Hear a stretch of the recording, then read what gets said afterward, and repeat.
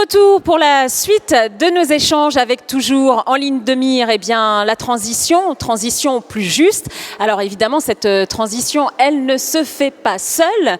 On l'a évoqué tout à l'heure, les objectifs de neutralité carbone s'inscrivent dans un cadre supranational, comme pour le Green Deal de la Commission européenne. Alors dans ce contexte, quelle est la stratégie des grandes entreprises pour atteindre l'objectif de neutralité carbone d'ici 2050. Je vous propose d'écouter à ce propos l'interview croisée de Catherine McGregor, directrice générale d'Engie, et Philippe Heim. On regarde.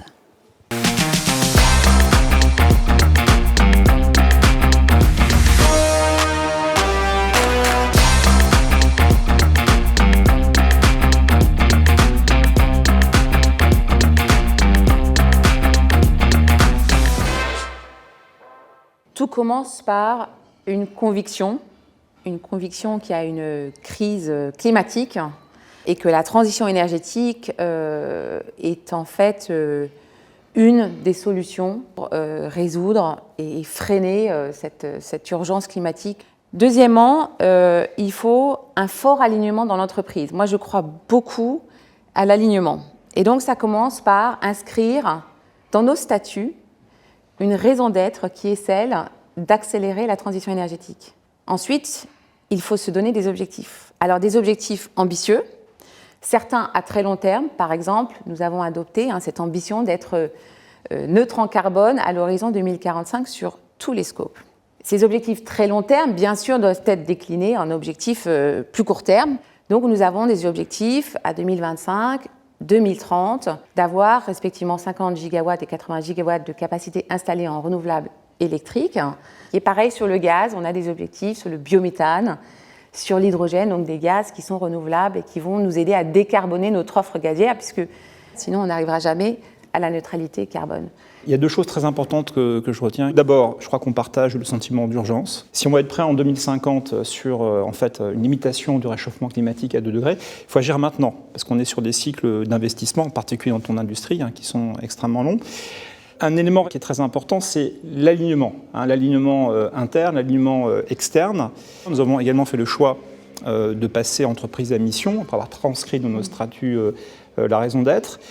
Et l'alignement, c'est également de faire de l'impact un élément de performance économique et de faire également de nos clients, par nos produits, des acteurs de la transition.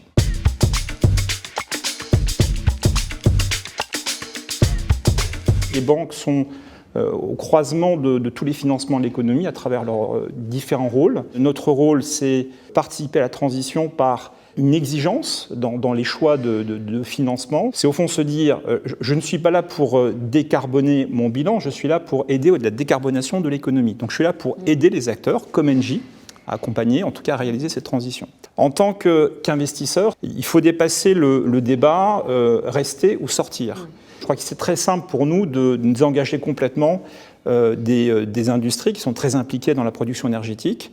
L'idée pour nous, c'est en tant qu'actionnaire, c'est de participer à un débat actionnarial et de dialoguer avec vous, de vous accompagner également dans cette transition qui exige des choix stratégiques et un rôle particulier de l'industrie financière dans cette transition. On n'est pas dans la transition énergétique chez Engie en réaction à une pression des investisseurs. Ce n'est pas du tout ça. Le groupe Engie avait identifié l'urgence d'accélérer cette transition énergétique assez tôt et donc avait commencé à aligner beaucoup sa stratégie pour pouvoir accélérer cette transition énergétique. Mais c'est vrai que le dialogue avec les investisseurs, bien sûr, nourrit, nous enrichit et je crois nous fait parfois prendre conscience de certains angles morts que nous pourrions avoir. Donc évidemment que c'est très utile.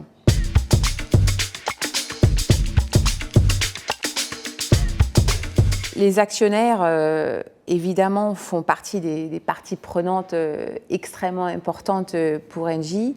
Et en ce sens, nous les écoutons beaucoup. Nous avons d'ailleurs, cette année, en 2022, pour la première fois, soumis au vote des actionnaires notre stratégie climat. Et qui a été approuvée à hauteur de 96,7%. Donc, fort soutien à nos actionnaires que, évidemment, nous remercions. Ils pointent souvent dans ce dialogue des points d'amélioration sur notre plan climat. Nous les écoutons et puis bien sûr, quand nous pouvons, nous intégrons leurs commentaires pour continuer à améliorer ce plan climat. C'est très important. C'est très important et je dois saluer, je pense, la politique exemplaire d'Engie qui a ce dialogue approfondi avec ses actionnaires.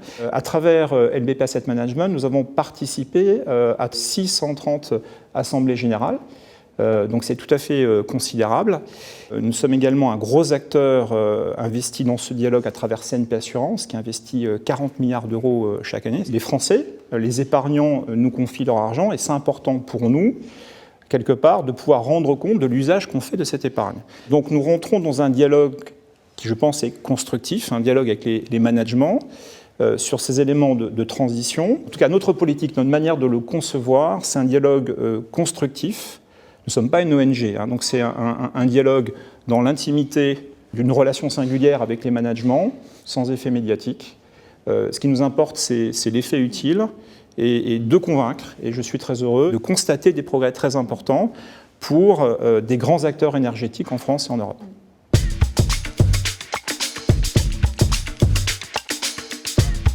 L'Europe réagit à la crise ukrainienne en disant qu'il faut accélérer la transition énergétique. Le plan Repower EU est en train vraiment de dire qu'il faut qu'on accélère en particulier le développement des énergies renouvelables. Après, ce qui est un petit peu compliqué en Europe, c'est que chaque État en fait choisit un mix énergétique qui peut être un petit peu différent. Et donc pour réconcilier tout ça au niveau européen, en termes de régulation, parfois c'est un petit peu compliqué. Finalement, l'important c'est qu'il y a un réseau électrique européen, il y a un réseau gazier européen, et donc d'avoir une volonté commune de décarboner à la fois l'électricité et le gaz. Je ne peux que saluer cette volonté assez unanime qui nous vient de l'Europe. On peut lire de différentes manières la crise internationale en Ukraine, et en tout cas ce qu'elle reflète en termes de choix et de politique énergétique. On peut se dire au fond, il va peut-être falloir appuyer sur le bouton pause, et quelque part, on ne peut plus considérer la transition comme on la voyait il y a quelques mois, quelques années. On peut se dire à contrario que la crise en Ukraine reflète notre trop grande dépendance à l'égard du gaz, du pétrole russe. L'Europe se donne donc des moyens d'accélérer cette transition, et cette transition, elle sera également porteuse de souveraineté. Tout est lié. Dans cette transition, il y a également la construction d'une souveraineté.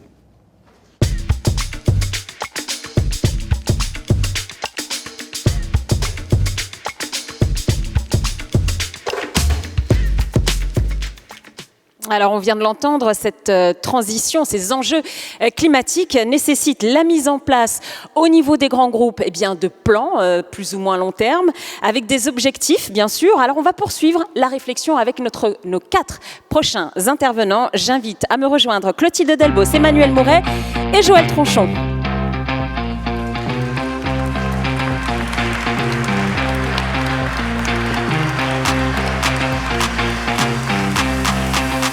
Bienvenue à vous, Clotilde Delbos, vous êtes directeur général adjoint de Renault Group et directeur général de la marque Mobilize, on aurait pu dire ça au féminin.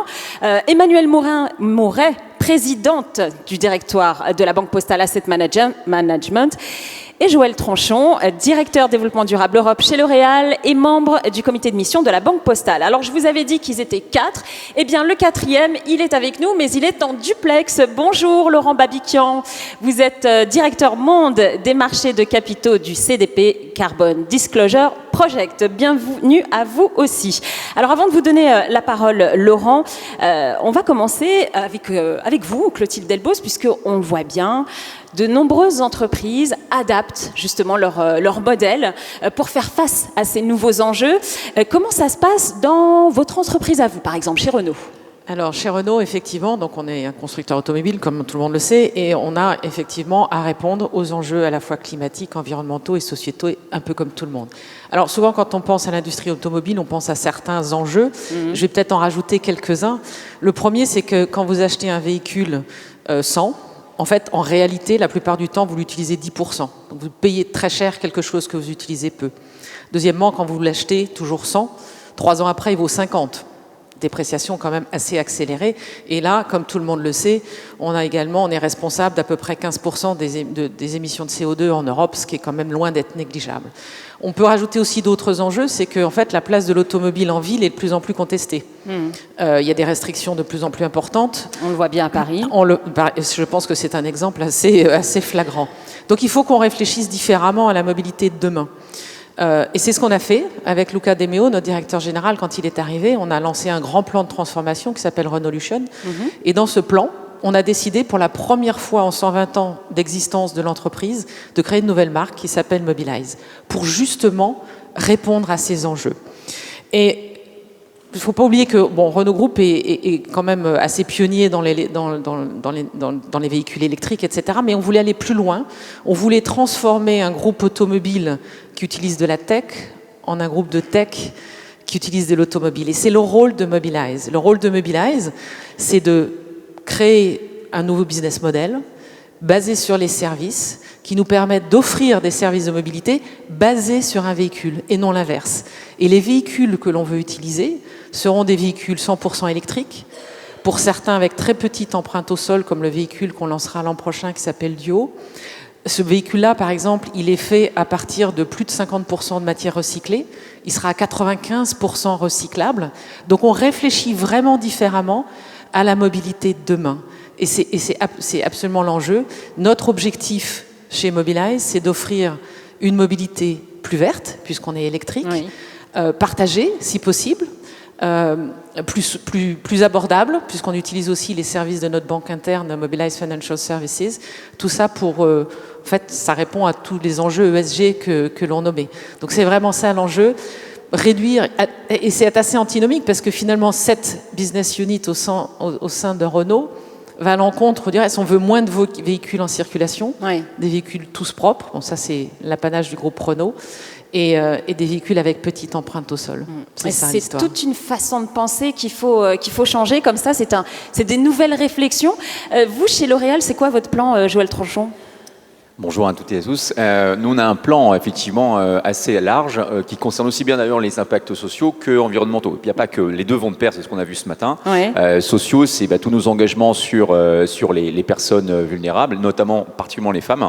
Donc on a par exemple un fonds pour les femmes vulnérables de 50 millions d'euros qu'on a lancé où on finance plein d'initiatives des ONG autour de ces causes-là. Et puis, c'est aussi évidemment les enjeux environnementaux. Alors chez L'Oréal, il y en a 4 principaux sur lesquels on est actif. Le premier, c'est le climat, on va y revenir tout à l'heure. Le deuxième, c'est l'eau, très important aussi pour l'eau. Fondamental. Et là aussi, on a énormément d'initiatives pour économiser l'eau. Et ça transforme notre offre également aussi. Notamment, on va lancer au-delà des produits cosmétiques, on va lancer des dispositifs pour nos salons de coiffure pour diminuer par 6 la consommation d'eau avec un dispositif et une start-up qui s'appelle Gyoza. Comment vous allez faire ? Vous n'allez plus laver avec de l'eau ? On lave plus les cheveux ? Absolument, non. On va continuer à laver les cheveux. Simplement, le dispositif hyper innovant de la start-up Gyoza va permettre c'est de la mécanique des fluides, va permettre d'optimiser la consommation d'eau. Donc, c'est des choses comme ça. Donc, on va aussi transformer notre offre. Donc, le climat, l'eau, la biodiversité, très important aussi, parce que nous, on va sourcer de plus en plus d'ingrédients naturels dans les 10 ans à venir. Et donc, on doit restaurer les écosystèmes. Là aussi, on a un fonds de 50 millions d'euros sur la restauration des écosystèmes naturels. Et puis, le dernier, c'est les ressources naturelles. Donc, c'est toute l'économie circulaire, comment on consomme et on utilise moins de ressources naturelles, moins de matières premières pour faire nos produits, et comment on utilise aussi de plus en plus de matières recyclées, de matières biosourcées. Et donc on lutte contre la déforestation aussi ? Absolument, ça fait partie des axes. D'ailleurs, on est au CDP, je vois Monsieur Babiquian, on a au CDP, Carbon Disclosure Project, L'Oréal est depuis 5 ans en AAA sur la forêt, sur l'eau et sur le climat. Et comment ça impacte en fait vos business models, tout ça ? J'imagine que c'est pas anodin. Non, c'est pas anodin, ça transforme l'offre. Donc en clair, première chose, les packaging. Les packaging, on a énormément d'actions sur les packaging. Bien sûr, de plus en plus de packaging recyclé, mais aussi de nouveaux matériaux. Par exemple, vous avez hier c'était du plastique. Aujourd'hui, vous avez des tubes en carton, des crèmes solaires en carton, des crèmes qu'on trouve en pharmacie, de l'Ipicar en carton, etc. Donc faut juste s'habituer. Mais non, mais c'est une transition. Mais ça suppose pour nos chercheurs et nos ingénieurs packaging de repenser toute l'offre. C'est plus les mêmes matériaux, c'est plus les mêmes contraintes. C'est aussi des nouveaux produits. Les shampoings secs, moins d'eau, des shampoings ou des après-shampoings qui ne se rincent plus. Donc il y a tout à repenser et c'est aussi un facteur d'innovation extrêmement important. Donc ça mobilise nos chercheurs, nos usines et nos marketeurs aussi. Ouais, c'est vraiment tout un modèle qu'il faut repenser. Il faut repenser nos manières de vivre finalement, de se déplacer, de se laver. Quels sont vos engagements à tous les deux en termes de décarbonation cette fois ? Alors, décarbonation, nous, on est évidemment engagé, comme la Banque Postale, avec Science Based Target, initiative. Donc, on est sur une trajectoire zéro émission nette en 2050. Mais dès 2030... Oui, parce que ça paraît loin, 2050. Ouais, non, mais c'est pour ça. Dès 2030, parce que c'est quand même aujourd'hui qu'il faut agir. C'est pas 2050, c'est loin. Donc, 2030, c'est déjà moins 50% de réduction sur tous les scopes, 1, 2, 3. Ça veut dire que, bien sûr, que dès 2025, toutes les usines L'Oréal seront carbone neutres. Mais ça, c'est le minimum. Et j'allais dire, ce parcours, on a déjà très bien commencé. Elles seront aussi d'ailleurs en boucle fermée au niveau de l'eau. Hein, ça va de pair avec le climat. Mais 2030, ça arrive très très vite. Donc nos usines, c'est bien, mais il faut embarquer aussi là-dedans nos fournisseurs. Puisque l'impact, notamment climatique, et l'impact des gaz à effet de serre, il n'est pas que chez L'Oréal dans nos usines, il est aussi chez nos fournisseurs. Donc là aussi, on accompagne et on forme nos fournisseurs pour les accompagner dans cette transition énergétique avec nos équipes achats. C'est extrêmement important, puisque l'impact, il vient aussi de là. Et puis, il y a l'usage aussi chez le consommateur qu'il faut prendre en compte. C'est comment on fait en sorte de proposer des offres produits qui vont aussi avoir un impact climatique au climat moins fort demain en termes d'usage, parce que ça rentre dans le scope 3.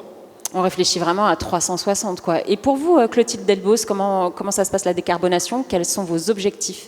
Alors, on a absolument la même démarche. Hein. On est en train de regarder la totalité du cycle de vie du véhicule, et on regarde ce qu'on appelle, alors en français, c'est pas très, ça fait un peu du berceau à la tombe, donc cradle to grave. On regarde vraiment la totalité à partir du moment de la genèse des composants et des matières premières qu'on utilise jusqu'à la fin de vie du véhicule.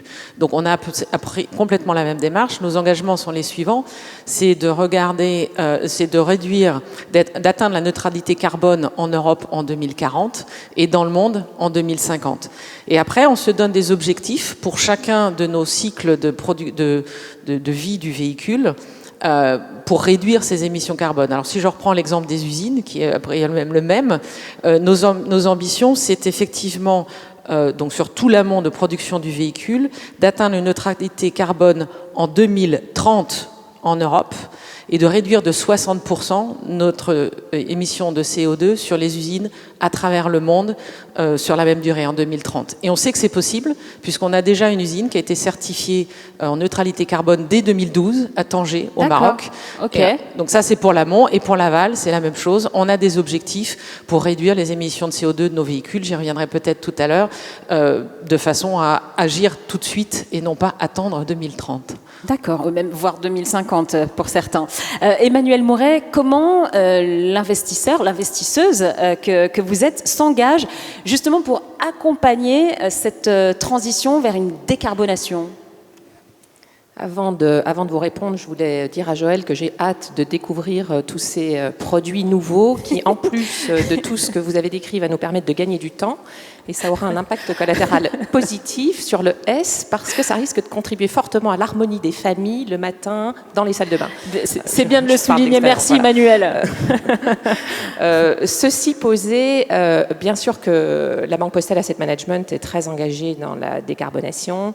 D'abord parce qu'on est une entreprise 100% ISR. Depuis plusieurs années, et ça se traduit par des engagements qui sont à la fois formels et ambitieux.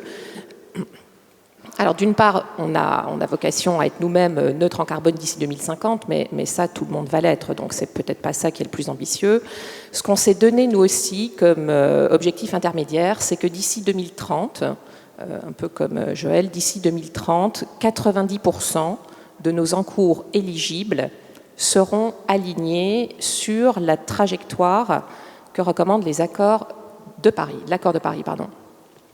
Ça, c'est un engagement qu'on a pris dans le cadre de la Net Zero Alliance, la Net Zero Asset Management Alliance, pardon, et cette initiative mondiale regroupe aujourd'hui, alors je vous cite les chiffres, je crois 273 asset managers dans le monde entier ont signé cette initiative. Ça représente 16 trilliards d'encours de dollars. Mais 273 asset managers qui s'engagent dans cette initiative mondiale, c'est très peu. Rien qu'en France, il y a plus de 700 asset managers. Donc on est l'un d'entre eux. Et nous, en France, avec 60 milliards d'encours sous gestion, on est fiers, on est la première société de gestion en France à annoncer des objectifs aussi ambitieux, donc 90% des encours éligibles alignés d'ici 2030. Mais justement, est-ce que c'est pas trop ambitieux? Pour le dire autrement, est-ce que vous avez vraiment les moyens de vos ambitions pour atteindre ces 90%? Alors c'est sûr qu'on ne va pas être tout seul pour arriver à atteindre cette ambition. Alors il y a déjà des choses qu'on peut faire en interne. Les choses qu'on va faire en interne, c'est un renforcement de l'engagement actionnarial pour en fait influencer les entreprises de façon qu'elles-mêmes se décarbonisent. Ça, c'est le premier point. Le deuxième point, on va mettre ce critère d'objectif, ce critère dans notre sélection de valeurs. Et puis, bien sûr, le troisième, ça va être de répartir cet objectif par fonds et par gérant.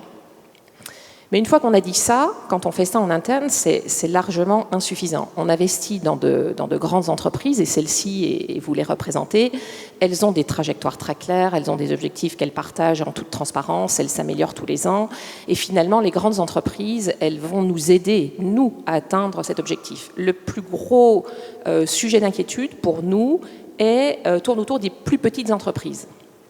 Celles-ci n'ont en général pas les moyens de planifier leur décarbonation. Elles n'ont pas les moyens parce qu'elles n'ont pas un staff aussi important. Elles ne sont pas équipées. Elles ne sont pas équipées. C'est des sujets qui sont très techniques et c'est sans doute là où notre ambition risque d'être télescopée par l'incapacité de certaines entreprises à pouvoir atteindre ce challenge. Et notre job, il est de les aider, en tout cas de ne pas les pénaliser dans les évaluations ESG qu'on fait. Donc ça, c'est un premier point. Surtout qu'elles ne soient pas pénalisées parce qu'elles ne communiquent pas. Et puis sans doute qu'on attend des pouvoirs publics, des associations, qu'elles aident en outillage ces plus petites entreprises qui représentent un tissu quand même très très important à pouvoir elles-mêmes se projeter dans le futur sur le sujet climatique. Alors on le voit bien à travers vos trajectoires chez Renault, chez L'Oréal, il y a forcément un moment où on doit faire un choix quand même pour atteindre cette transition. La Banque Postale s'engage par exemple à sortir carrément des énergies fossiles d'ici 2030. Ça veut dire, Emmanuel Mouret, qu'il faut forcément exclure certains secteurs pour arriver à cette transition plus juste, ou est-ce qu'on compose? Comment on fait? Est-ce qu'on est radical ou est-ce qu'on j'aime pas le mot compromission, mais est-ce qu'on fait des compromis? Là, je vais répéter un peu ce qui a été dit hier soir et aujourd'hui, et ce que Philippe a rappelé, et on est en train de se faire un clin d'œil avec Philippe. L'exclusion, c'est la chose la plus simple à faire. Pour un asset manager, c'est hyper simple de dire « je n'investis plus dans les entreprises énergétiques, notamment l'oil and gas ». Oui. Pourquoi c'est simple? Parce qu'il suffit de les enlever des portefeuilles, et ça s'arrête là. Et en plus, ça a la grande vertu de couper des coûts de recherche, des coûts d'engagement, et donc c'est très simple. Mais une fois qu'on a fait ça, est-ce que ça a fait avancer la cause climatique dans le monde? Absolument pas. Et d'ailleurs, si tous les investisseurs décidaient de ne plus investir dans ces sociétés-là, celles-ci pourraient être reprises par des mains peu intéressées par les sujets ESG, et les puits de pétrole seraient exploités de façon massive et très, très profondément. Donc je ne crois pas du tout que ça fait avancer la cause. Donc en effet, l'exclusion, de mon point de vue, c'est une solution de facilité. Il faut faire attention à ce que ce langage parfois simpliste ne soit pas le seul langage compris des investisseurs, notamment des particuliers. Donc ça, c'est le premier point. Mais ceci étant dit, on ne peut pas non plus continuer de financer sans regarder les secteurs oil and gas. On a une vraie responsabilité sur les énergies fossiles. En réalité, d'ailleurs, est-ce que le choix, nous, de juger quels investisseurs oil and gas sont correctement engagés dans une trajectoire, je ne suis pas sûre que ça incombe aux asset managers. Enfin, moi, personnellement, je n'ai pas fait d'études là-dedans, donc je ne suis pas la plus qualifiée. J'aimerais que l'écosystème, les réglementations, les pouvoirs publics, les agences de notation, tout cela nous aide, mais on n'y est pas encore. Je crois que ça va venir. Voilà, donc une fois qu'on a dit ça, on est à la Banque Postale Asset Management très aligné avec la Banque Postale, notre actionnaire majoritaire, sur le sujet des énergies fossiles. Et alors, d'une part, en ce qui concerne les projets énergétiques, les projets fossiles, nous ne les finançons plus. Ça, c'est un premier point. En ce qui concerne les entreprises, et non plus les projets, cette fois-ci, les entreprises, nous ne finançons pas non plus les entreprises qui ne veulent pas s'engager dans des transitions. On voit bien ce que font Renault, ce que font L'Oréal, elles s'engagent, ces entreprises. Donc les sociétés énergétiques qui ne veulent pas s'engager dans la transition, nous ne les financerons plus. Ça veut dire qu'à contrario, celles qui s'engagent avec des scénarios validés par la science climatique, avec des étapes intermédiaires claires, avec des objectifs transparents, on va les soutenir. Ça, c'est le cadre général entre la Banque Postale et la Banque Postale Asset Management. Au cas particulier peut-être de nous, Asset Managers, ce n'est pas le même métier qu'une banque, on fait de la gestion pour compte de tiers. On a finalisé notre politique oil and gas tout récemment, et d'ailleurs c'est aujourd'hui, je vous en livre à grands traits, enfin les grands éléments. Donc nous allons exclure, je reviens sur l'exclusion, nous allons exclure les sociétés qui ne sont pas engagées dans la transition énergétique. Ça, c'est dès maintenant. Ça rejoint le point précédent. On va également exclure les entreprises énergétiques qui restent investies de manière significative sur les énergies non conventionnelles. Ça, c'est sur la partie exclusion. Sur le sujet de l'engagement, on va le renforcer de façon considérable parce que, comme vous l'avez compris, c'est un levier, Philippe l'a exprimé tout à l'heure, c'est un levier de discours actionnarial, de dialogue actionnarial, et ça permet de faire avancer les choses. Et dans cet engagement, on va introduire un grand nombre de critères qu'on a déjà, et en particulier, on fera attention, au cas particulier des énergies fossiles, aux nouveaux champs d'exploration, par exemple, qui vont devenir un critère très important pour nous. Et puis, le troisième plan, c'est qu'il faut suivre tout ça dans la durée. Donc, on a des outillages de plus en plus précis. On a dépensé plus de 10 millions d'euros dans nos outils d'évaluation ESG en général. Et donc, on va mettre en place un outillage encore un peu plus précis pour suivre la progression de ces entreprises oil and gas dans le temps. Merci, c'était dense. Et j'aimerais bien qu'on donne la parole à Laurent Babiquian. Je ne vous ai pas oublié. Laurent, il nous écoute, il nous entend, je l'espère, depuis tout à l'heure. Vous avez entendu ce qu'on dit à la fois Clotilde Delbos, Joël Tranchon et Emmanuel Morand. Et je serais curieuse d'avoir votre point de vue à vous, puisque en tant qu'ONG, CDP, je rappelle que c'est Carbon Disclosure Project, c'est une organisation internationale à but non lucratif. Et vous détenez à ce jour la base de données la plus importante sur la performance environnementale des entreprises. Alors, vous, d'abord une réaction sur ce qui a été dit, sur ces plans de transition à plus ou moins long terme, et aussi, deux questions en une, quelles sont vos attentes par rapport aux investisseurs comme Emmanuel Mouret ? Bonjour, merci d'inviter le CDP à participer à cette conférence. Vous m'entendez ? Absolument, parlez librement. Oui, donc j'ai beaucoup aimé tout ce qui a été dit, notamment il a été mentionné la Science Based Target Initiative, qui est aujourd'hui l'évaluation la plus fine de Scope 3. Le problème sur le marché aujourd'hui, c'est qu'on sait très bien calculer le Scope 1 et le Scope 2 des entreprises ou des investisseurs, mais on sait beaucoup moins bien calculer le Scope 3, et le Scope 3 représente en moyenne, à travers tous les secteurs, 85% du total des émissions des entreprises, incluant aussi le secteur financier. Et si je prends plus particulièrement le secteur financier, représente 99% des émissions d'une institution financière.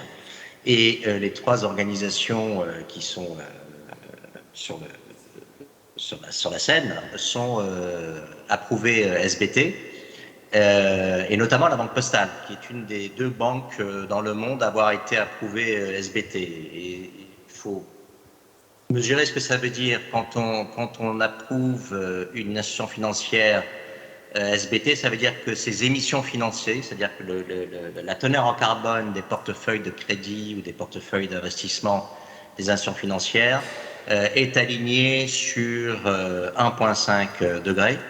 Et ça, c'est quelque chose de fondamental, parce que ce sont ces institutions financières qui financent l'économie. Donc, pour pouvoir faire ce job d'alignement, il faut qu'elles aient un volume suffisamment important de sociétés qui leur permettent de faire le job.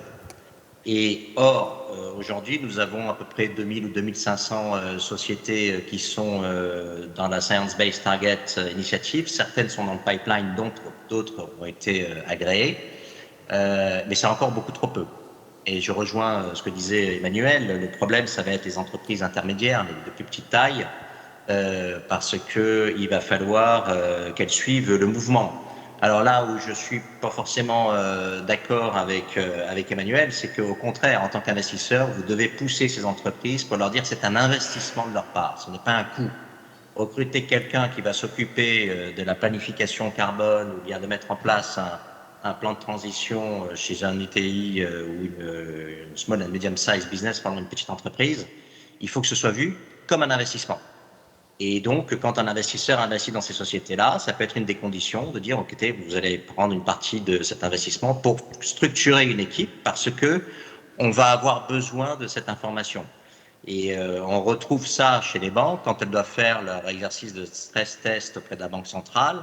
Les banques doivent avoir de la part de leurs clients les objectifs de réduction d'émissions de scope 1, scope 2 et scope 3. Et elles ont en grande partie cette information de la part des grandes entreprises, mais moins de la part des petites entreprises. Donc il va falloir passer par là.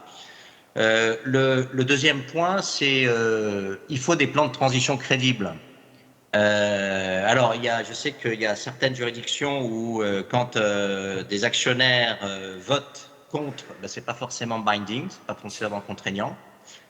Notamment, on l'a vu au niveau de la rémunération des CEO. Des actionnaires peuvent voter massivement contre la rémunération d'un CEO, mais finalement, le conseil d'administration s'assoit dessus, surtout si l'entreprise est basée en Hollande, par exemple. Donc, c'est finalement le conseil d'administration qui décide, alors que les actionnaires sont contre. Il y avait le cas intéressant de Stellantis. Donc, il faut voter sur ce qu'on appelle le Say on Climate. Dans le passé, il y avait le Say on Pay. Et maintenant, il faut voter les plans de transition. Il faut que ce soit contraignant et que les investisseurs votent des plans de transition crédibles. Donc, les entreprises doivent produire ces plans de transition chiffrés, précis, avec des étapes intermédiaires. L'ultime étape, c'est 2050. C'est ce qu'on va appeler grosso modo, on peut la simplifier en appelant ça la net zéro économie en 2050. Mais il faut des étapes intermédiaires, et notamment 2030, puisque 2020-2030, c'est la décade où on doit infléchir les courbes. On est mal barré. Il faut quand même bien se rendre compte que, soi-disant à cause de la guerre en Ukraine, on inverse les courbes. Je pense que la guerre en Ukraine est un amplificateur, mais n'est probablement pas la cause de tous les maux que nous traversons, notamment celui de l'inflation. Et donc, il faut mettre des objectifs à 2030 qui soient en ligne avec 1,5 degré. Et il faut voter là-dessus. Un autre point qui n'a pas encore été évoqué, mais peut-être qu'on pourra l'évoquer un peu plus tard, il faut que les entreprises systématiquement utilisent un prix interne du carbone. On n'est pas capable au niveau international de se mettre d'accord sur un prix du carbone, alors que c'est la seule chose qui permettrait d'aligner toutes les pièces du puzzle pour pouvoir accélérer vers la transition. Alors j'ai écouté hier soir la conférence et la transition est un terme faible. Je suis d'accord avec ça, vers les transformations que cela va engendrer, parce qu'on parle de transformation systémique, on parle de transformation systémique du modèle économique. Je pense qu'on peut aujourd'hui dire que le néolibéralisme ne permettra pas la net zéro économie. Et si on n'est pas d'accord avec ça, eh bien, il va falloir qu'on en discute parce que c'est bien de ça dont il s'agit. Donc, il faut transformer en profondeur les entreprises et le prix interne du carbone. Et pour les entreprises qui travaillent là-dessus aujourd'hui, elles seront beaucoup moins atteintes par la régulation quand elle va arriver. Parce nous devons avoir, de façon politique, un prix du carbone. Nous savons que les lobbies sont contre les prix du carbone, notamment les lobbies des secteurs très émetteurs, pour une raison très simple, c'est que quand vous appliquez un prix du carbone, vous détruisez la shareholder value. C'est aussi simple que ça. Et donc, ça veut dire qu'une entreprise très émettrice ne fera probablement pas de profit maintenant, Mais comme elle doit être alignée net zéro, alors elle en fera dans le futur. Mais toute la question, c'est justement ce timing entre maintenant et le futur. Comment je finance ça? La taxe carbone serait un formidable accélérateur. On n'en veut pas de façon politique, il va falloir la mettre au point. Donc les entreprises leaders, on le voit au CDP, des entreprises comme L'Oréal, qui sont triple A, comme ça a été mentionné, et plutôt L'Oréal, sont des entreprises qui n'ont pas attendu la régulation, qui ont mis en place un prix interne carbone. On va analyser les mesures d'investissement. Si ça passe avec ce prix de carbone, alors on fait le projet. Si ça ne passe pas, alors on ne le fait pas. Et on voit aussi que les entreprises leaders utilisent depuis cette année des prix du carbone qui augmentent. Je vous rappelle que l'AIA recommande une taxe carbone de $250 pour réaliser la net zéro économie d'ici 2050. Quand vous regardez le prix du carbone sur le marché européen des quotas, on est à peu près à 80 ou 85 € la tonne. Comme maintenant on est à parité avec le dollar, on doit être à 80 $, on va dire.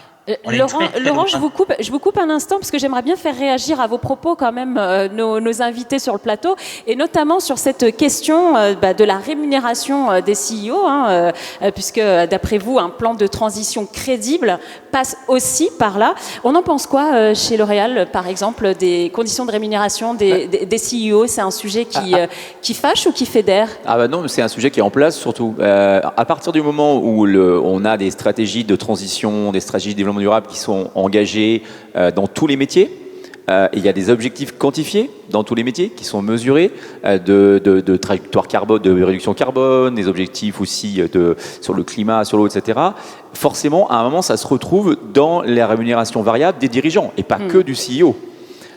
Donc en fait, c'est toute l'entreprise qui est engagée. Donc oui, chez L'Oréal, nous avons des critères extra-financiers de développement durable dans la rémunération variable des dirigeants, dont le CEO. Donc bien sûr que, mais nous c'est fait, c'est en place. Et chez Renault? Totalement, et la même chose. Mais avant de réagir sur la partie CEO, je voudrais quand même faire une toute petite remarque sur ce qu'on vient de dire. On est bien évidemment 100% d'accord chez Renault qu'il faut aller dans le sens de... Nous aussi, on est certifié SBTi, on l'était dès 2019, on est le premier constructeur automobile à l'avoir été, et on se donne, comme ailleurs, des engagements de réduction de nos émissions sur ce qu'on a déjà dit, notamment l'émission des véhicules. Je voudrais juste signaler un tout petit point, qu'il faut quand même garder en tête que tout ce que l'on est en train de faire, c'est très bon pour la planète. Mais il faut aussi qu'on arrive à prendre en compte l'impact que ça va avoir sur les consommateurs. Tout ce qu'on est en train de faire pour tourner 100% électrique sur Renault, sur Alpine, sur Mobilize, quelque part, ça rajoute quand même un coût énorme vis-à-vis du consommateur. Et il faudra quelque part qu'on le prenne en compte pour qu'on embarque l'intégralité de la population dans cette démarche. Aujourd'hui, il n'en voit que les mauvais effets. Alors, pour revenir sur les rémunérations des dirigeants, oui, nous c'est pareil. Que, Laurent, il avait un truc à dire visiblement sur le fait d'embarquer les consommateurs qui sont aussi citoyens. Oui, mais alors je peux vous dire que dans l'automobile, on sait très bien que le citoyen n'est pas prêt à payer pour la transition énergétique. Quand on a mis de l'Euro 6 dans nos véhicules et de l'Euro 7, ça nous coûtait 1 500 € la bagnole, excusez-moi, mais le client, il ne veut pas payer. Donc il y a quand même un sujet où il faut qu'on embarque le citoyen, le consommateur dans cette direction-là. Pour revenir sur la rémunération des dirigeants, évidemment, nous on l'a déjà sur la rémunération des cadres dirigeants, tout ce qui est ESG et du CEO. Et cette année, on a même renforcé, puisque le conseil d'administration a validé qu'à partir de 2022, on avait des critères ESG, évidemment dans la rémunération du CE, dans le plan à long terme de tous les dirigeants et aussi dans des plans de co-investissement où on invite tous nos salariés, pas que les dirigeants, à pouvoir venir partager ces objectifs. Alors, et les objectifs sont à la fois qualitatifs et quantitatifs. Je peux vous en donner 4, par exemple. Allez-y. Le premier, c'est tout ce qui concerne l'énergie circulaire. Ça se sait assez peu, mais Renault est très, très en avance dans l'énergie circulaire par rapport à d'autres entreprises du domaine. Donc, on a des objectifs sur le reconditionnement des véhicules usagés, pour ne pas continuer à utiliser les ressources de la planète, mais reconditionner les véhicules existants et le développement de l'économie circulaire. On a bien évidemment des objectifs pour augmenter le nombre de véhicules électriques ou électrifiés qui sont mis en vente par rapport aux véhicules thermiques, pour réduire ce pourcentage-là. On a bien évidemment des objectifs pour réduire les émissions, le nombre de grammes émis par les véhicules qui sont mis en circulation. Et, parce qu'on oublie souvent le S au milieu, on a des objectifs pour le nombre d'employés du groupe Renault qui passent par Renault University, qui est à Flins, pour faire de l'upskilling et du reskilling de nos employés, parce que la transition énergétique a également un énorme emploi sur le type de métier dont on a besoin au sein d'une industrie comme l'industrie automobile. Donc tout ça, c'est ce sur quoi on travaille, ce qui embarque finalement, puisqu'ils sont variés, ces objectifs qualitatifs, l'intégralité de l'entreprise. Mais c'est vrai que se pose la question, Laurent Babiquian, sur comment on embarque les consommateurs, parce qu'au final, si effectivement, en tant que groupe, on investit, on fait ce qu'il faut, mais que derrière, le consommateur, le citoyen en l'occurrence, veut pas payer, qu'est-ce qu'on fait? Comment on fait? Laurent, donnez-nous la réponse. Non, mais alors, la réponse, c'est ce que je disais tout à l'heure. Le néolibéralisme ne permettra pas la transition, parce que si on considère que la variable d'ajustement, c'est d'augmenter le prix, il y a de l'inflation en ce moment. Alors, c'est quoi la réponse, Laurent? Alors, c'est quoi la solution? Alors, il est probable, je pense que la variable d'ajustement d'un net zéro économie, ça va être une baisse substantielle des return on equity, donc de la profitabilité des boîtes, parce qu'on ne remet jamais ça en question, mais peut-être que la variable d'ajustement, c'est que les entreprises, en tendance, feront moins de profit. Alors ça ne plaît forcément pas de dire ça, mais je pense qu'il va falloir, et je rebondis sur la partie d'après, mais bon, autant en parler maintenant, il va falloir changer la manière de calculer la performance d'un investissement pour un investisseur. Il va falloir ajouter à la notion de return on equity ce que j'appelle la notion du return on impact. Et il va falloir mesurer cet impact. Et nous avons des outils maintenant qui sont en train d'être mis en place. Je pense à la comptabilité triple capital et au standard de reporting ESG qui a été présenté hier par De Cambourg. Ce sont des outils qui vont permettre de transformer un impact en euros et de le calculer et ensuite d'ajouter ça au return on equity. Et finalement, la formule, ce sera la somme des deux et on retrouvera aujourd'hui, grosso modo, pour investir sur le marché, les investisseurs demandent entre 12 et 15% de return on equity. En tendance, le return on equity va baisser très probablement, mais il pourra être compensé par une augmentation du return on impact. Donc il faut changer la manière de calculer la performance de l'investissement. Donc c'est des réformes en profondeur qui touchent aussi à la manière de faire de l'économie, de la macroéconomie. La macroéconomie considère depuis tout le temps que la nature est gratuite et que ses ressources sont illimitées. Ce sont deux postulats qui sont faux. Il faut changer ça. Il faut travailler là-dessus. Ça, c'est le premier point. Donc la variable d'ajustement, c'est potentiellement et très probablement le profit. On a vu ce que ça donnait, à augmenter la taxe, ça donne les gilets jaunes dans la rue. Et là, maintenant, je pense que ce sont des mouvements qui vont revenir parce que l'inflation ne fait que s'accélérer. Le deuxième point, c'est je peux vous garantir que si tous les variables des membres du comité exécutif, ou des membres de board, ou des CEO étaient liés à une seule chose, la baisse du scope 3, on irait beaucoup plus vite vers la net zéro économie en 2050. Alors j'aimerais bien vous entendre là-dessus, sur la baisse du scope 3 comme objectif. Ça vous paraît réaliste, souhaitable? C'est non seulement réaliste, mais c'est surtout qu'on fera pas sans toutes les parties prenantes de notre chaîne de valeur. Je donne deux exemples. La première, c'est les fournisseurs. Nous, on achète des matières premières, on achète du transport, on achète plein de choses. Si on n'embarque pas et qu'on n'accompagne pas et qu'on choisit pas nos fournisseurs sur ces critères justement de transition énergétique, écologique, on va pas y arriver. Donc forcément, les fournisseurs, c'est un point important. Mais il n'y a pas que ça. Il y a aussi en aval les clients distributeurs. Nous, nos clients distributeurs, que ce soit e-commerce ou les magasins de grande distribution, les parfumeries, les pharmacies, les salons de coiffure, ce sont des gens avec lesquels il faut qu'on travaille main dans la main pour arriver à justement atteindre ces objectifs de scope 3. Je donne un exemple, en ce moment on est en train de bâtir, on voit tous nos clients, et on bâtit ce qu'on appelle des Green Zone Business Plans, des plans d'affaires partagés, avec 4 grands piliers autour justement de comment on fait pour ensemble promouvoir des produits plus économes, plus circulaires, plus responsables. Et ça veut dire aussi changer les modes de consommation. Mais ça, on ne peut pas le faire tout seul, L'Oréal. On le fait avec nos clients, nos grands clients distributeurs. Donc ça, c'est extrêmement important. Ça, il y a 5 ans, ce n'était pas le cas. Aujourd'hui, on discute de nos clients sur comment on accélère la transition et comment on fait changer les modes de consommation, notamment sur les cosmétiques. Donc ça, c'est vraiment important. Et par exemple, on travaille aussi avec nos distributeurs sur comment ensemble on optimise, parce que le transport, c'est quand même assez impactant sur le scope 3, comment on optimise et on décarbone la chaîne logistique avec nos clients. Là aussi, on le fait pas tout seul. On livre bien des entrepôts, on livre des magasins de nos clients. Donc forcément, ça, c'est des choses qu'on doit faire ensemble. Et ça, c'est à changer. Donc en fait, cette histoire-là, le chantier du moment, c'est l'histoire de coalition. On ne peut plus être tout seul. Il faut prendre en compte son écosystème et intégrant ses fournisseurs et ses clients et les consommateurs. Et après, on travaille justement à des coalitions communes. Mais on ne fait plus de ça tout seul dans son coin. Donc le scope 3, c'est central. Et on n'a pas du tout parlé de profit dans l'histoire. Ah mais le profit, enfin, nous chez L'Oréal, l'entreprise va très bien et le profit est central. C'est-à-dire que on va pas. C'est bien de le souligner, on est content pour vous. Il y en a qui ont de la chance. Nous, et je vais vous dire pourquoi. Quand on s'engage, on reparle un peu du social. Quand on dit chez L'Oréal, le revenu descend. Alors chez nos salariés, le revenu il est plus que décent, ils sont extrêmement bien payés.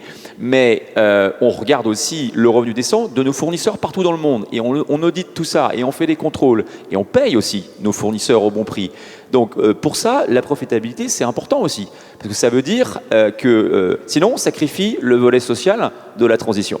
Donc il faut faire attention, il faut expliquer aussi que dans le développement durable, il y a des choses qui font gagner de l'argent. Quand on décarbone une chaîne logistique, ça fait gagner du cash. Soyons très clairs, c'est super, tout le monde est content. À l'inverse, quand on investit sur des modèles d'économie circulaire à 10 ans, là, on investit, et oui, à court terme, ça peut coûter un petit peu plus cher. C'est vrai qu'aujourd'hui, nous, on pousse énormément les produits, les éco-recharges, etc. Aujourd'hui, pour L'Oréal, c'est un business model qui est un petit peu moins rentable que les produits classiques. Sauf qu'on le pousse, parce qu'on y croit, et parce que c'est vers ça qu'on doit aller. Alors, on a l'impression qu'il y a quand même deux visions du monde qui s'affrontent entre Laurent et vous.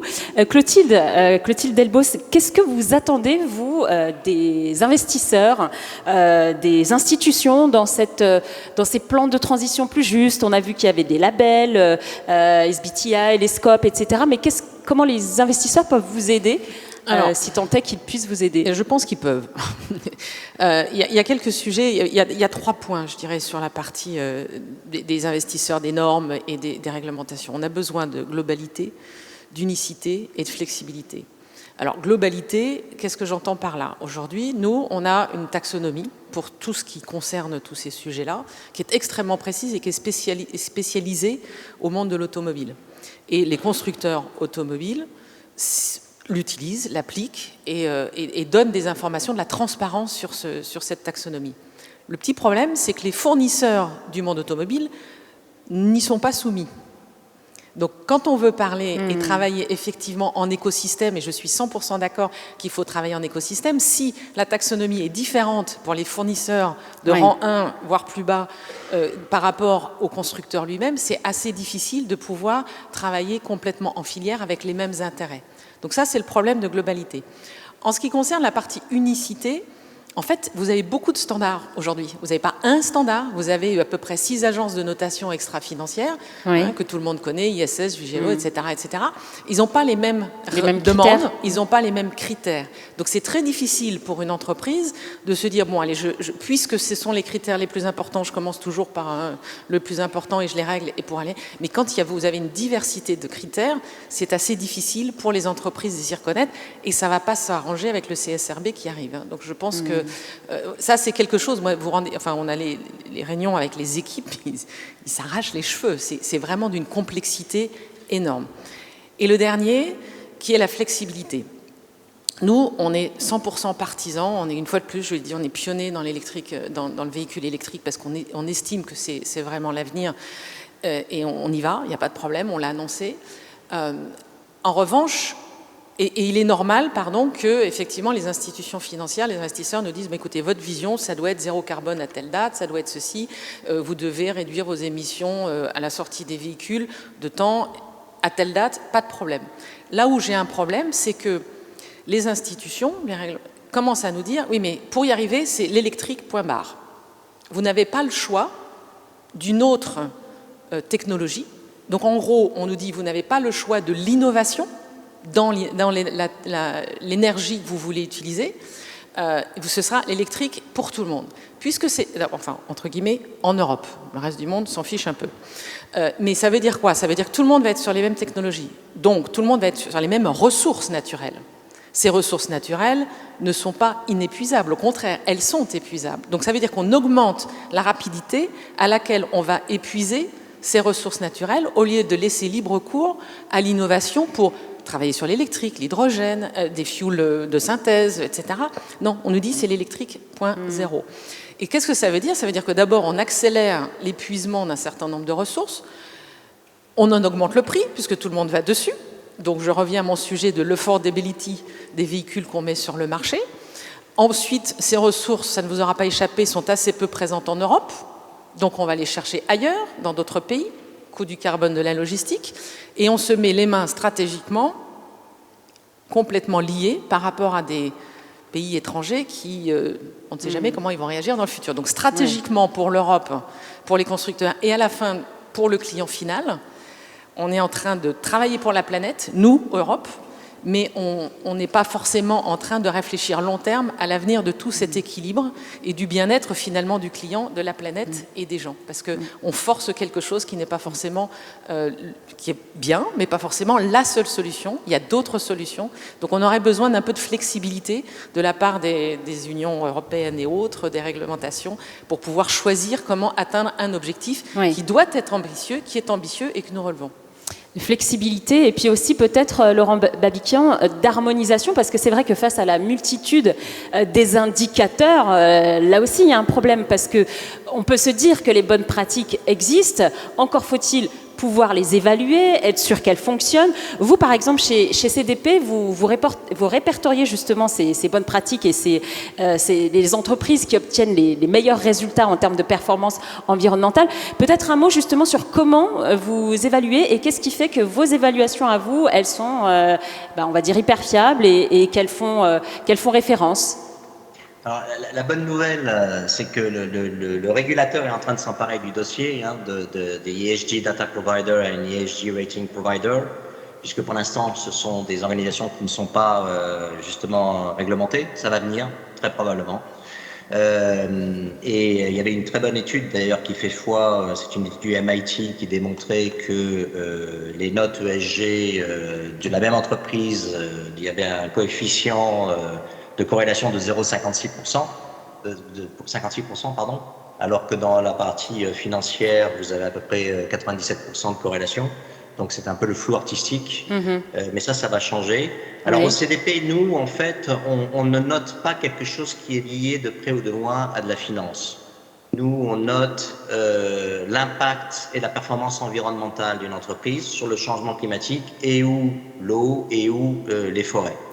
Donc c'est une notation que je dirais qui est relativement pure. Et on a développé aussi un système de notation qui mesure les fonds. Et d'ailleurs, la Banque Postale est un très bon élève. En tout cas, la Banque Postale Asset Management est un très bon élève. Ça s'appelle Climatrix, puisque la Banque Postale Asset Management a eu 3 fonds primés cette année au mois de mars. Et Climatrix, c'est la seule notation environnementale de fonds aujourd'hui au monde. C'est pas une notation ESG de fonds, parce qu'il y en a plusieurs. Une notation environnementale pure de fonds. Et donc, bravo à la Banque Postale Asset Management.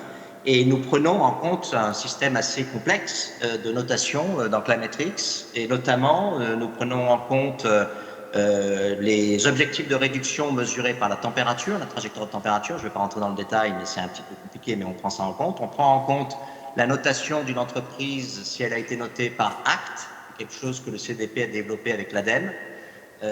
Et nous notons par exemple les utilities et les producteurs de voitures. Donc je pense qu'il y a une note Renault de ACT, mais il n'y a pas de note L'Oréal de ACT encore. Et nous prenons en compte un système de bonus-malus si l'entreprise est dans l'oil and gas ou dans un secteur émetteur, ou bien si elle est dans un secteur plutôt renouvelable. Donc c'est un système assez compliqué. Ça, multiplié par la matérialité du secteur par rapport à l'eau, la forêt, le changement climatique. Et on a quelque chose qui se transforme qui est noté sous forme de feuilles. Un fonds qui a 5 feuilles, c'est un fonds qui est excellent pour la transition environnementale. Et sur les 18 000 fonds que nous notons, il n'y a que 5% des fonds qui ont 5 feuilles. Donc voilà ce que nous faisons pour la mesure des fonds. Et juste pour terminer sur la température, nous avons fait une étude l'année dernière avant la COP qui mesurait la température de 16 500 fonds dans le monde. Il n'y a que 0,5% des fonds qui sont alignés sur 1,75, ce qu'on appelle well below 2 degrees, 1,75 degrés. Que 0,5% des fonds. La majorité, 62,5% des fonds sont supérieurs à 2,75 degrés. Donc, l'industrie des fonds est très mal barrée, parce que certes, ça représente l'économie, mais ça représente en fait l'économie. On estime que l'économie mondiale est sur un train d'entre 2,7 et 3,3 degrés. C'est pas très étonnant de retrouver que les fonds soient là-dessus, mais donc il faut faire beaucoup plus et beaucoup plus vite. Donc voilà, on va refaire cette étude chaque année avant les COP pour voir comment elle évolue, si elle est vers la droite ou vers la gauche. D'accord.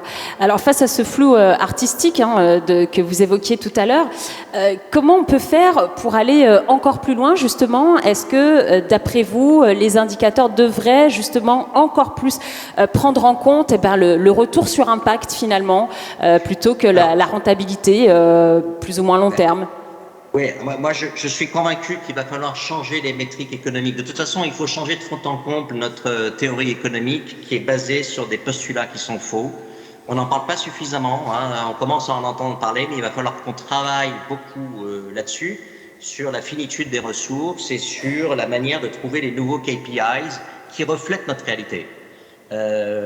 Si je prends l'inflation, par exemple, l'inflation, elle ne prend que très peu en compte dans le basket de calcul de l'inflation, le poids des loyers et le poids de l'énergie, qui sont les deux plus grosses dépenses d'un couple quand il commence le mois, surtout les loyers. Donc il faut changer de fond en comble cette manière de faire de l'économie. Et on va avoir les agrégats qui vont refléter ça. Le PIB ne veut plus rien dire. Calculer un PIB sans prendre en compte le coût de la nature pour produire une unité supplémentaire de biens et de services ne veut plus rien dire. Donc il va falloir qu'on mette ça sur la table et qu'on invente les indicateurs qui permettent de refléter notre réel. Et une des métriques qu'il faut changer, c'est ce que je disais tout à l'heure, la manière de calculer la performance d'un investissement. Oui. Et de la même manière que le scope 3 de L'Oréal, les émissions que les fournisseurs de L'Oréal émettent pour travailler avec L'Oréal sont de la responsabilité de L'Oréal, à travers le scope 3. De la même manière, le return on impact d'un investisseur qui va avoir un impact sur la société, sur la nature, même si ce n'est pas directement lui qui va avoir ça, mais dans son investissement dans une entreprise qui va avoir un impact sur telle région du monde, par exemple, sera de la responsabilité de l'investisseur. Et donc, il faut être capable de le calculer. Comme je disais tout à l'heure, il y a des travaux, ça va assez vite, c'est un peu lourd, mais une fois que tout ça sera digéré, les gens vont produire cette information. Il y a les standards de reporting ESG que l'Europe est en train de sortir en ce moment, qui sont en pleine consultation, et la même chose, le pendant anglo-saxon qui s'appelle ISSB, va permettre d'aider à transformer un impact en euros, et ça doublé de la notion de comptabilité triple capital financier, capital humain et capital naturel. On va être capable d'amortir le coût de la nature, on va être capable d'amortir un coût humain dans des comptes, et une fois qu'on aura cette mécanique, on pourra calculer un impact et dire que cet impact, c'est de la responsabilité de l'investisseur. Donc il aura peut-être moins de return on equity, mais un impact supérieur, et donc au final une meilleure performance de l'investissement. Très bien, merci, c'est super complet. Merci beaucoup Laurent Babiquian. Alors j'aimerais faire réagir justement Emmanuel Mouret à ce que vient de dire Laurent Babiquian sur cette approche, à ces évolutions finalement. Qu'est-ce que ça change, cette transition-là? En quoi est-ce qu'elles vont changer votre approche du risque à vous, au niveau de l'asset management? Est-ce que ça va changer quelque chose en termes de risque? Oui, mais ça a déjà changé. En réalité, c'est vrai que jusqu'à peut-être la décade passée, on regardait le risque sous un angle uniquement financier, ça c'est terminé. On regarde les risques financiers et extra-financiers et en fait, je parle des sociétés de gestion que je connais, les nôtres, donc on mélange et on fait converger le financier et l'extra-financier à tous les niveaux de la chaîne. Donc ça c'est évident. Mais c'est vrai qu'il nous manque des réglementations beaucoup plus prescriptives. Je partage ce que Laurent vient de dire, c'est évident. Il faut qu'on ait des réglementations plus claires. Il faut sans doute qu'on ait des référentiels les mêmes. Et il faut, in fine, que le risque climatique, en particulier, soit un risque présent et imposé dans toutes nos trajectoires et dans toutes nos sociétés, nos façons de fonctionner. On n'y est pas encore, ce n'est pas encore ce qu'on nous demande de faire, on nous redemande d'en parler dans certains reportings, mais il faut aller beaucoup plus loin. Vous vouliez réagir, Joël, sur ce que disait justement Laurent ? Sur l'impact, c'est important. En fait, je crois sur l'impact, il y a deux choses. Je pense qu'il ne faut pas plus qu'on se contente à l'intérieur de nos entreprises de mesurer. Bien sûr qu'on mesure et on s'occupe de l'impact interne, social et environnemental, de nos usines, de notre offre produit. Mais en fait, on va plus loin maintenant. On vient de développer en moins d'un an, on vient de créer 2 fonds à impact. Environnemental, un sur les écosystèmes naturels et un sur l'économie circulaire. C'est-à-dire qu'on va financer des startups, des entreprises qui vont elles-mêmes trouver des solutions pour améliorer l'économie circulaire ou les écosystèmes naturels. Donc en fait, on déborde les frontières de l'entreprise et L'Oréal est aussi à une position d'investisseur dans sa chaîne de valeur pour mobiliser. Et je crois que ça, c'est très très nouveau et c'est que le début des fonds à impact thématiques lancés par les entreprises pour accélérer la transition. Et on parlait tout à l'heure de risque management. L'économie circulaire, c'est du risk management. C'est le moyen pour les entreprises de sécuriser à long terme leurs approvisionnements en matières premières, par exemple. Oui. D'accord. Vous partagez ce que vient de dire Joël ? Tout à fait. Et notamment sur les matières rares dont je parlais tout à l'heure. Nous, ce qu'on essaye de faire, c'est de recycler. Pour ceux qui ne savent pas, on peut recycler des batteries de véhicules électriques, contrairement à ce que beaucoup pensent. Et on est en train de travailler avec des partenaires, une fois de plus, en écosystème, pour récupérer les batteries, les utiliser encore pendant 15 ans en batterie de seconde vie, et après, les recycler un maximum avec une qualité qui permet de réutiliser toutes ces matières qui sont donc rares et épuisables pour refaire de nouvelles batteries. Donc pour nous, c'est exactement la même chose. C'est aussi un hedge, quelque part, par rapport à l'augmentation du coût des matières. Donc on a accès à la ressource et en plus, on devient plus résistant à l'augmentation des matières premières. Est-ce que vous aussi, vous allez au-delà avec les fonds à impact ? Nous, moins, parce qu'on n'a pas, on fait ça plutôt en interne. D'accord. Et avec notre écosystème, on ne travaille pas tellement avec les fonds à impact. En revanche, on a beaucoup de discussions avec toutes les parties prenantes, que ce soit nos actionnaires, que ce soit nos instances représentatives du personnel. On travaille beaucoup avec eux.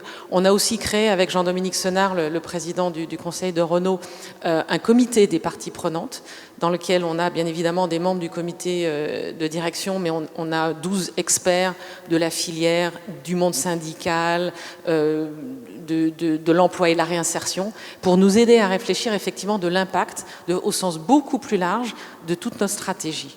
Et on travaille aussi de temps en temps avec des ONG, avec d'autres organismes pour vraiment prendre une vision 360 de tous ces sujets. Eh bien, la finance à impact, c'est justement notre prochain sujet. Un grand merci vraiment à tous les 4 pour ces échanges.